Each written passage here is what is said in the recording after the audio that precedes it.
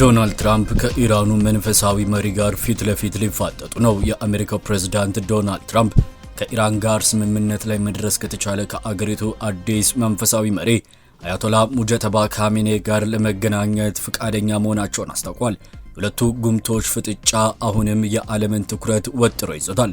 በእለቱ የምንመለከተው ቀዳሚው ጉዳያችን ነው። ሊባኖስና እስራኤል የደረሱበትን የሰላም ስምምነት ሄዝቦላ እንደማይቀበል ማስታወቁን ተከትሎ የነዳጅ ዋጋ ጭማሪን አሳየ። የዛሬው የዋጋ ንረት የታየው የኦማን ነዳጅ መጫኛ አካባቢ ፍንዳታ በመነሳቱ የነዳጅ ጭነት ከመቋረጡ ጋር በተያያዘ ጭምርም ነው። ይህንንም ይዘናል። የእስራኤል ከባድ ጥቃት ብዙዎችን ገድሏል።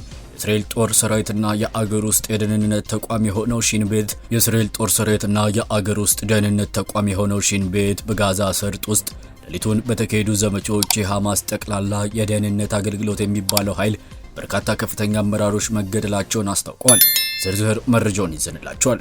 ዘለንስኪና ፑቲን ፊት ለፊት ሊፋጠጡ ይሆን?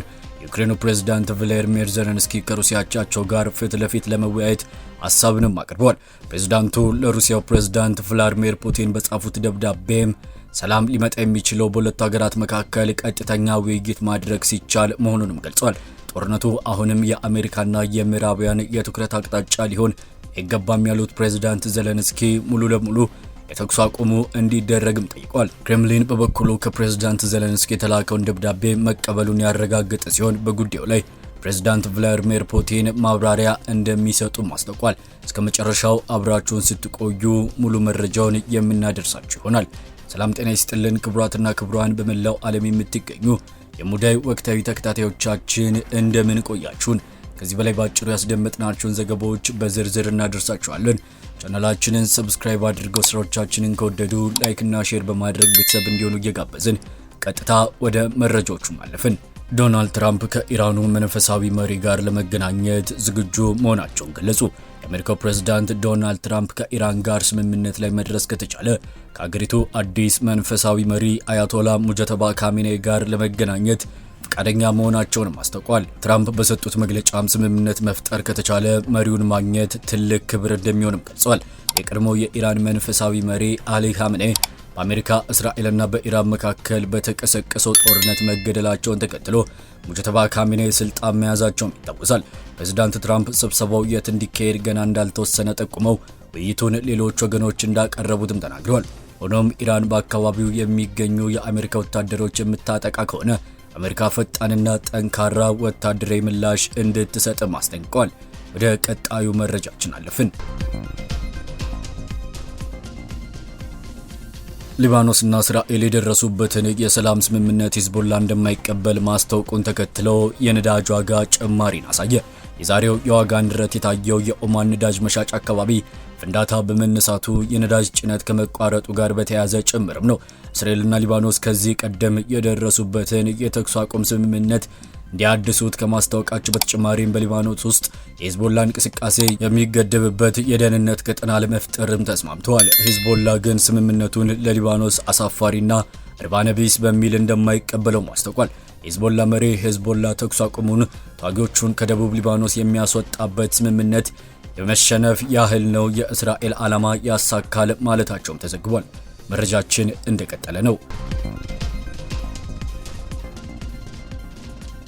የእስራኤል ጦር ሰራዊትና የአገር ውስጥ ደህንነት ተቋሙ የሺን ቤት በጋዛ ሰርጥ ውስጥ ሌሊቱን በተካሄዱ ዘመቻዎች የሐማስ ጠቅላላ የደህንነት አገልግሎት የሚባለው ኃይል በርካታ ከፍተኛ አመራሮች መገደላቸውን አስታወቁ። የጋዛ ጠቅላላ ደህንነት አገልግሎት የሚባለው ኃይል በሐማስ ውስጥ ያለ ሚስጥራዊ ቡድን ሲሆን ኃላፊነቱን የሐማስን መሪዎች መጠበቅና ድጋፍ መስጠት መሆኑን እስራኤልም ገልጻለች።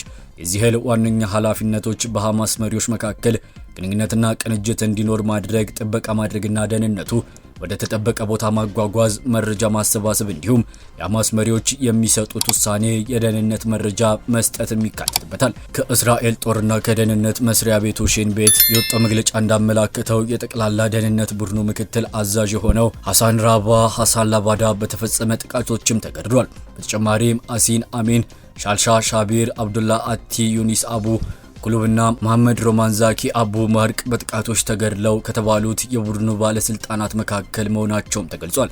ከዚህ በፊት በተካሄደው ጦርነት ወቅትና ከዚያም በኋላ በርካታ ከፍተኛ አመራሮች በእስራኤል ኢላማ ተደርገው የተገደሉበት ሐማስ አሁን የእስራኤል ጦርና የደህንነት ተቋሙ ከፍተኛ አመራሮችን ስለመግደላቸው ስለወጡት መግለጫ እስካሁን ማረጋገጫም ሆነ ማስተባበሪያም አልሰጠም። መረጃችን እንደቀጠለ ነው። የዩክሬኑ ፕሬዝዳንት ቮሎዲሚር ዜሌንስኪ ከሩሲያ አቻቸው ጋር ፊት ለፊት ለመወያየት ሐሳብ አቅርበዋል። ፕሬዝዳንቱ ለሩሲያው ፕሬዝዳንት ቭላዲሚር ፑቲን በጻፉት ደብዳቤ ሰላም ሊመጣ የሚችለው በሁለቱ ሀገራት መካከል ቀጥተኛ ውይይት ማድረግ ሲቻል መሆኑንም ገልጸዋል። ጦርነቱ አሁንም የአሜሪካና የምዕራባውያን የትኩረት አቅጣጫ ሊሆን አይገባም ያሉት ፕሬዝዳንት ዜሌንስኪ ሙሉ በሙሉ የተኩስ አቁም እንዲደረግም ጠይቋል። ክሬምሊን በበኩሉ ከፕሬዝዳንት ዜሌንስኪ የተላከውን ደብዳቤ መቀበሉን ያረጋገጠ ሲሆን በጉዳዩ ላይ ፕሬዝዳንት ቭላዲሚር ፑቲን ማብራሪያ እንደሚሰጡ አስታውቋል። ዜሌንስኪ የእንደራደር ጥያቄ ሲያቀርቡ የመጀመሪያ እንዳልሆነ ያስታወሰው ክሬምሊን ቁርጠኛ ንግግር ማድረግ ከፈለጉ ሞስኮ መጥተው ፕሬዝዳንት ፑቲንን ማናገር ይችላሉ ሲል መግለጹን ቢቢሲም ዘግቧል። የአሜሪካው ፕሬዝዳንት ዶናልድ ትራምፕ በትናንትናው ዕለት ባስተላለፉት መልእክት እንዳሉት ጦርነቱን ለማስቆም የሩሲያና የዩክሬን መሪዎች ፊት ለፊት መገናኘት ወሳኝ ነው ብለዋል። ፕሬዝዳንት ፑቲን ሩሲያ በወታደራዊ ዘመቻ በተቆጣጠረቻቸው ዶኔትስክ፣ ሉሃንስክ፣ ኬርሰን እና ዛፖሪዥያ ግዛቶች ዩክሬን የምታደርገውን ጥቃት በማቆም ጦሯን እንድታስወጣና ኔቶን ለመቀላቀል የምታደርገውን ጥረት እንድታቆም ሲጠይቁም ቆይቷል።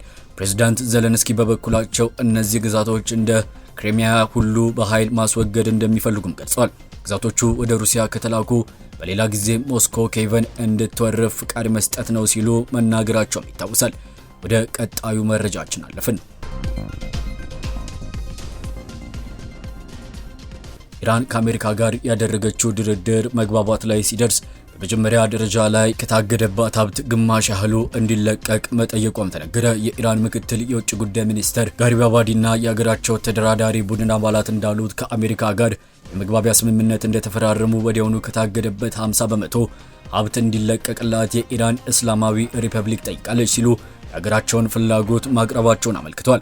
መጀመሪያ ግማሹ ሀብት ከተለቀቀ በኋላ ቀሪው በተወሰነ ጊዜ ውስጥ በእኛ ግምት ከአንድ ወይም ከሁለት ወራት ባልበለጠ ጊዜ ውስጥ እንዲለቀቅ እንዲፈልጉ መጠየቃቸውን ምክትል የውጭ ጉዳይ ሚኒስትሩ መህር ለተባለው የኢራን ዜና አገልግሎትም ተናግረዋል። ባለስልጣኑ ጨምሮም የታገደው የኢራን ሀብት ማስለቀቅ ከአሜሪካ ጋር በሚደረገው ድርድር ላይ ወሳኝና ቁልፍ ጉዳይ መሆኑን ጠቅሰው ምን ያህሉ ገንዘብ በመጀመሪያ ላይ እንደሚለቀቅና ቀሪው በምን ያህል ጊዜ እንደሚለቀቅ በድርድሩ የሚወሰን ነው ብለዋል። አሜሪካ ግን ሊደርስ በሚችለው ስምምነት የመጀመሪያ ደረጃ ላይ ምንም አይነት ገንዘብ ለኢራን እንደማይለቀቅ ከዚህ ቀደምም አስታውቃለች። ፕሬዝዳንት ዶናልድ ትራምፕ ከኢራን ጋር ስምምነት የሚደረስ ከሆነ ባራክ ኦባማ እንዳደረገው የኒውክሌር ስምምነት ተፈርሞ ለኢራን ክምር ገንዘብ የሚያስገኝ ሳይሆን ጥሩ ስምምነት ነው የሚሆነው በማለት ኢራን የታገደባት ሀብቷን በምትፈልገው መጠን የማግኘት ፍላጎቷን ጥያቄ ውስጥ አስገብቷል። ክቡራትና ክቡራን በመላው ዓለም የምትገኙ የሙዳይ ወቅታዊ ተከታታዮቻችን ስለነበረን ጊዜ ላቅ ያለ ምስጋናችንን እያቀረብን ወቅታዊ መረጃዎችን ለማግኘት ቻናላችንን ሰብስክራይብ አድርገው እንዲከታተሉ እንጋብዛለን። በቀጣዩ የመረጃ ሰዓታችን እስከምንገናኝ ድረስም በያላችሁበት ሰናይ ጊዜ እንዲሆንላችሁ ተመኘን።